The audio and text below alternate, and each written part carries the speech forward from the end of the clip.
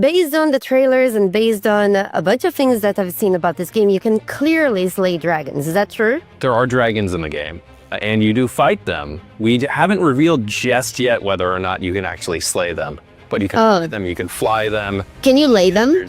I'm sorry to the Lua fans, but at this point, we're not confirming whether or not there's dragon relations. Could you speak a little bit to how big this game is? We've been seeing some news out there with some specific numbers floating around about how big the map is. I don't think numbers really do it justice because how big is that in terms of scope and scale? But what we can say is the world's at least twice as big as the open world and playable area of Skyrim. It's larger than the map of a Red Dead Redemption 2. Open world games are about doing things, having activities, having distractions.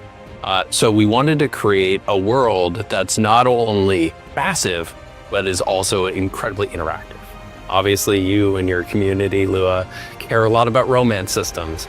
This is not that type of game in terms of RPG elements and decision-making. What it is, though, is you choose the type of character that you want to play as in terms of your progression within the systems in the game. And then through basically headcanon, you're having this very different experience than other players because of the scope and scale of the game.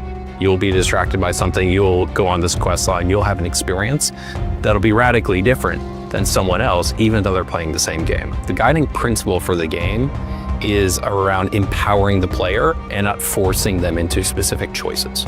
There's a lot of time between now and launch in March for us to be able to elaborate on those systems, show people if they have, say, I have an hour to jump in and play this game after work, what is my experience going to look like? So we've done a little bit of showing when you're not in combat, how you're taking advantage and interacting in the world, harvesting resource, gathering them for a whole crafting system that we have in the game for equipment, as well as You can build your house, apparently. there is a house. The world is made to be interacted with, and that's also how you learn about the world. So by talking to NPCs, by picking up chickens, then you've learned and your codex will have been updated about the chicken. What about things that go beyond like fighting? Is there like puzzles? Is there like different types of quests? That's a great question. One of the things that we showcased, we had a team over to Korea to do a deep dive kind of behind the scenes last September. They came out and we showed them a glimpse of a bunch of different systems.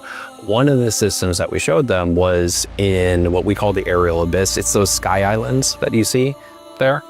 That's a very important, pivotal part in the story and quest and mystery surrounding the world. In those sky islands, there are puzzles. They all have a different vibe, if you will, and then treasures and rewards for completing them. When can people get the game? Where can they get it? What does that look like for you guys? The game comes out on March 19th across basically every platform. It'll be available on consoles on PS5, as well as Xbox Series X and S, PC, as well as natively on Mac.